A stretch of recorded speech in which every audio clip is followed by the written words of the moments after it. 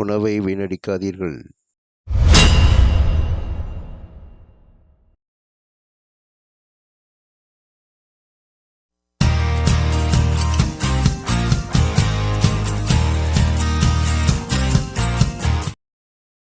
Hi viewers and subscribers, தீபாவளிக்கு ஒரு அருமையான பலகாரமாக நம்ம முள்ளு காராச்சேவ் செய்கிறோம்.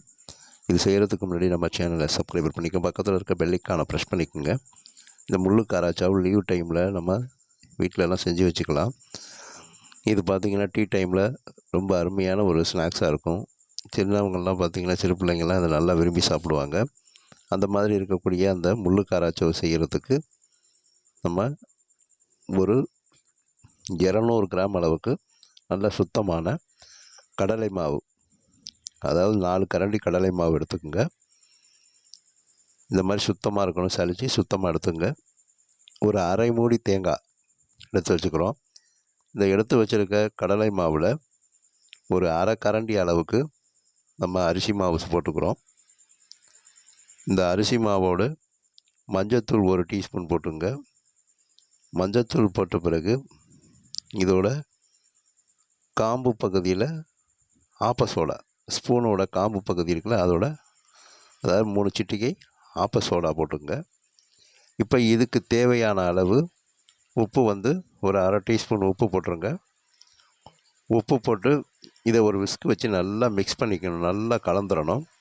எல்லாம் அந்த கடலை மாவோட அரிசி மாவு, மஞ்சத்தூள், இந்த ஆப்ப சோடா, உப்பு எல்லாம் நல்லா கலக்கணும். அந்த அளவுக்கு இதை நல்லா மிக்ஸ் பண்ணி விட்ருங்க. இந்த மாதிரி மிக்ஸ் பண்ணிய பிறகு இதில் தண்ணி ஊற்றி பிசையக்கூடாது, அது ஒரு டேஸ்ட் வராது, கடுகடுன்னு இருக்கும். அதுக்காக இது மாதிரி நல்லா கலந்து வச்ச பிறகு நம்ம ஒரு அரை மூடி தேங்காயை துருவிக்கிறோம். இந்த மாதிரி நல்லா திருவிடுங்க. திருவி அதை ஒரு கிண்ணத்தில் எடுத்துங்க. கிண்ணத்தில் எடுத்து அதில் ஒரு 100 mlக்கு மேலே தண்ணி ஊற்றுங்க. அதாவது 200 ml வரைக்கும் தண்ணி ஊற்றிக்கலாம். இந்த தேங்காய் பூவில், திருவின தேங்காய் பூவில் தண்ணி ஊற்றிக்குங்க. தண்ணியை ஊற்றி இதை அப்படியே கசக்கணும். அப்படியே இந்த தேங்காய் பூவை இந்த தண்ணியோடு சேர்த்து கசக்குனிங்கன்னா இதில் தேங்காய் பால் வரும். இது மாதிரி கசக்கி எடுத்த பால், அதாவது அரைச்சியில் கசக்குனது, அந்த மாவுக்கு தேவையான 200 ml தண்ணி ஊற்றி இந்த தேங்காய் பால் அப்படியே நல்லா துருவின தேங்காயை கசக்கி இதை இந்த மாதிரி வடிகட்டி எடுத்துங்க. இந்த மாதிரி வடிகட்டி எடுக்கணும். அந்த திப்பியெல்லாம் அதில் விழுந்துடாமல் நீங்கள் ஜல்லடை வந்துச்சுன்னா கூட நீங்கள் அந்த ஜல்லடையில் வடிகட்டிக்கலாம். இல்லை காப்பி, டீ வடிகட்டுறதுல கூட நீங்கள் இதை வச்சு இந்த மாதிரி வடிகட்டிக்கணும். இந்த தேங்காய் பால் தான் அதுக்கு நல்லா டேஸ்ட்டாக இருக்கும், அப்படியே நல்லா சாஃப்டாக இருக்கும். இப்போ நம்ம தாளிப்பு கரண்டி எடுத்துக்கிறோம். அதில் 1 டேபிள் ஸ்பூன் வனஸ்பதி போட்டு அந்த வனஸ்பதியை நல்லா உருக்கி எடுத்துகிட்டு வந்துடுங்க. நல்லா சூடாக இருக்கணும்.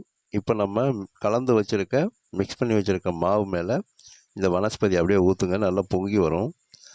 இந்த மாதிரி பொங்கி வர்றப்ப திரும்ப விஸ்க் வச்சு, நல்லா சூடாக இருக்கும், கை வச்சு பிசையாதீங்க. இப்போ இதை நல்லா இந்த மாதிரி விஸ்க் வச்சு நல்லா மிக்ஸ் பண்ணி விட்ருங்க. அந்த வனஸ்பதி இந்த மாவு முழுக்க நல்லா பெறலணும்.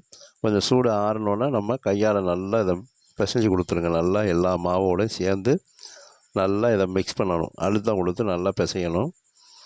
இந்த மாதிரி பிசைஞ்சிங்கன்னா உங்களுக்கு அது நல்லா மொறுமொறுப்பாக இருக்கும். நல்லா சாப்பிட்றதுக்கு பொறுன்னு இருக்கும், கடுகடுன்னு இல்லாமல் இருக்கும், நல்லா டேஸ்ட்டாக இருக்கும். இந்த மாதிரி நல்லா பிசைஞ்சு நல்லா அதை மிக்ஸ் பண்ணிவிட்டு இப்படி எடுத்து பிடிச்சி பார்த்திங்கன்னா உங்களுக்கு அப்படியே கட்டி கட்டியாக வரும். அப்படி பிடிச்சிங்கன்னா இந்த மாதிரி அந்த கை பிடிக்கிற அளவுக்கு இறுக்கமாக இருக்கும். இதை மாதிரி பிடிச்சி விட்டு நம்ம தேங்காய் கசக்கி எடுத்து வச்சுருக்க தேங்காய் பால், இந்த தேங்காய் பாலை நம்ம அதில் சேர்த்துக்கிறோம். தேங்காய் பாலை கொஞ்சம் கொஞ்சமாக சேர்த்து இந்த மாவை நல்லா பிசைங்க. அப்படியே ஊற்றிடாதீங்க, கொஞ்சம் கொஞ்சமாக சேருங்க. கொஞ்சம் கொஞ்சமாக சேர்த்து நல்லா பார்த்திங்கன்னா இதை பிசைஞ்சிக்கிட்டே வாங்க. பிசைஞ்சு இதை கையில் ஒட்டாத அளவுக்கு வரணும். அந்த அளவுக்கு நம்ம இதை நல்லா பிசையணும். அப்போ நல்லா பார்த்திங்கன்னா அதே டைமில் இந்த மாவு சாஃப்டாகவும் இருக்கணும், புளியறதுக்கு இலகுவாக இருக்கிற மாதிரி பிசையணும். அதே டைமில் ரொம்ப டைட்டாக பிசைஞ்சிங்கன்னா இது உரலில் வச்சு உங்களால் புளிய முடியாது. இந்த மாதிரி நல்லா அடித்து இந்த மாதிரி பிசைஞ்சிருங்க. பிசைஞ்சு பார்த்திங்கன்னா இந்த மாவு நம்ம கையில் ஒட்டவே ஒட்டாது, அந்த அளவுக்கு தனியாக இருக்கும். மேலே லேசாக எண்ணெய் விட்டு அப்படியே நல்லா பிசைஞ்சு எடுத்து வச்சுக்கோங்க. மேலே லேசாக எண்ணெய் விட்டு பிசைஞ்சிட்டிங்கன்னா நல்லாயிருக்கும். இன்னும் நல்லா இலகுவாக இருக்கும். இப்போ நம்ம இந்த மாதிரி ஒரு அச்சு இருக்கக்கூடிய முள் உரல் எடுத்துக்கிறோம். இந்த முள் அச்சு எடுத்துக்கிறோம். இந்த உரலில் உள் பக்கத்தில் எண்ணெய் தடவிக்கணும். இந்த உரலில் வந்து எண்ணெயை ஊற்றி நல்லாவும் உள்பக்கம்லாம் 2 பக்கம் நல்லா எண்ணெயை தடவி விட்டுடுங்க. இந்த மாவு ஒட்டாமல் நல்லா புளியறதுக்கு ஈஸியாக வரும். இந்த மாதிரி நல்லா வந்து இந்த எண்ணெயை உள்பக்கத்தில் பிரட்டிடணும், நல்லா தடவி விட்டுறணும். தடவி விட்ட பிறகு இந்த முள் அச்சு இருக்குது பாருங்கள், ஒரே ஒரு அச்சு தான் இருக்கும். அதில் இந்த மாதிரி ஒன்று தான் இருக்கும், நிறையாலாம் இருக்காது. இந்த முள் அச்சு மேலேயும் 2 பக்கமும் மேலேயும் கீழேயும் இந்த எண்ணெயை தடவிட்டு இந்த உரலில் மாட்டிடுங்க. உரலில் மாட்டி நம்ம பிசைஞ்சு வச்சுருக்க மாவை இந்த உரலில் எடுத்து நல்லா உருட்டி அழுத்தம் கொடுத்து உள்ளே நல்லா மட்டமாக வச்சுருங்க. இந்த மாதிரி மாவை எடுத்துங்க. மாவை எடுத்து அந்த உரலுக்குள்ளே போகிற மாதிரி சைஸ் பண்ணிக்கோங்க. இந்த மாதிரி சைஸ் பண்ணிக்கிட்டு அந்த உரலுக்குள்ளே கொடுத்துருங்க. அந்த உரலுக்குள்ளே போட்டு இதை உரலில் மட்டமாக இருக்கணும், ஒரே மட்டமாக இருக்கணும். இந்த மாதிரி கையை கொடுத்து உள்ளே நல்லா அழுத்தம் கொடுத்து விட்ருங்க. அதுக்கு கேப் இல்லாமல் இருக்கணும். இந்த மாதிரி கேப் இல்லாமல் இதை அழுத்தம் கொடுத்து வைங்க. இப்போ இந்த மாதிரி இருக்கும். இப்போ இதில் உரலை மாட்டிடுங்க.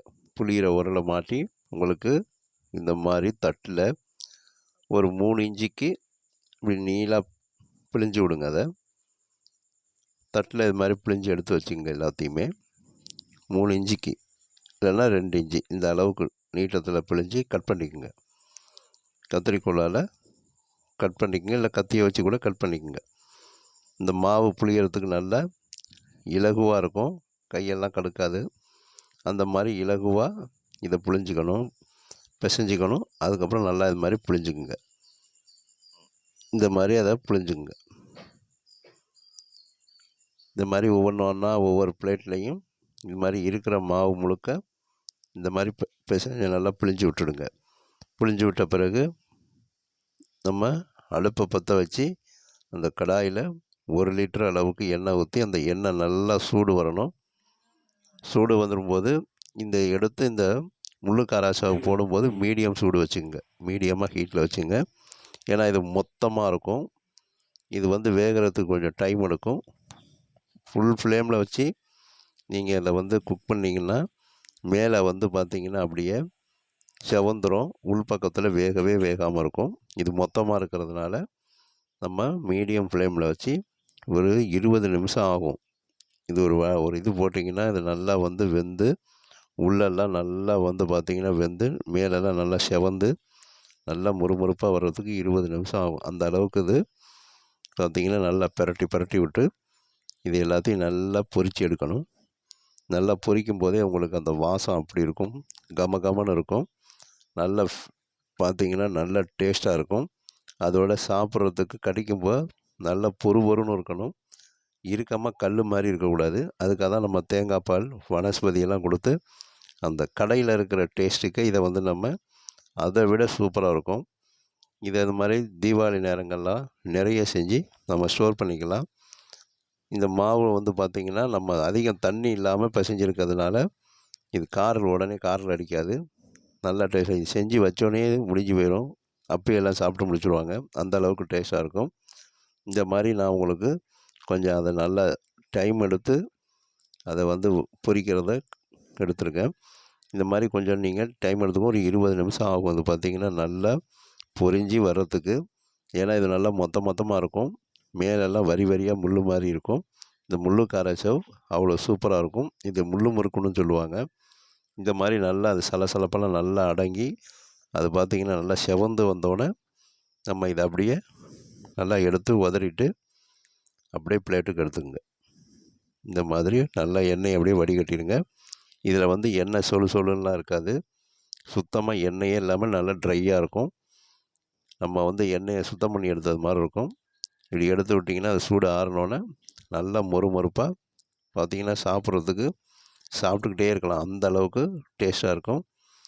இந்த மாதிரி எண்ணெயெல்லாம் வடிச்சிட்டு மீதம் இருக்கக்கூடிய எல்லா அந்த காராச்சாவையும் அந்த முள்ளு காராச்சாவை எல்லாத்தையும் எடுத்து எண்ணெயில் போட்டு நல்லா அது எல்லாத்தையும் பொரித்து இந்த மாதிரி பிளேட்டுக்கு எல்லாத்தையுமே எடுத்துருங்க. பிளேட்டுக்கு இந்த மாதிரி எடுத்துங்க. இது வந்து உடஞ்செல்லாம் விழுவாது, அந்த அளவுக்கு பக்குவமாக அந்த மாவை பிசையணும். அவ்வளோதான், வேறு ஒன்றும் இல்லை. மாவை மட்டும் கரெக்டாக பிசைஞ்சிட்டிங்கன்னா சூப்பராக வரும். இந்த மாதிரி நீங்கள் பிளேட்டுக்கு மாற்றிங்க. மாற்றி இது பார்த்தீங்கன்னா லீவ் டைமில் வீட்டில் இருக்கிற சின்ன பிள்ளைங்களுக்கு பெரியவங்கலேருந்து எல்லோரும் இதை விரும்பி சாப்பிடுவாங்க. அதே போல் பார்த்திங்கன்னா டீ காஃபிக்கெல்லாம் சூப்பராக இருக்கும். அதே தீபாவளிக்கு இந்த மாதிரி பலகாரங்கள் செஞ்சு வச்சுக்கலாம், நல்லா அருமையாக இருக்கும். இது பார்த்திங்கன்னா கடையில் போய் நம்ம வாங்கி சாப்பிடுவோம். அப்படி உடைச்சிங்கன்னா அப்படியே முறுமுறுன்னு நல்லா சாப்பிட்டா நல்லா கிறிஸ்பாகவும் இருக்கும். நல்லா சாப்பிட்றதுக்கு நல்லா பார்த்திங்கன்னா புறப்புறப்பாக இருக்கும்.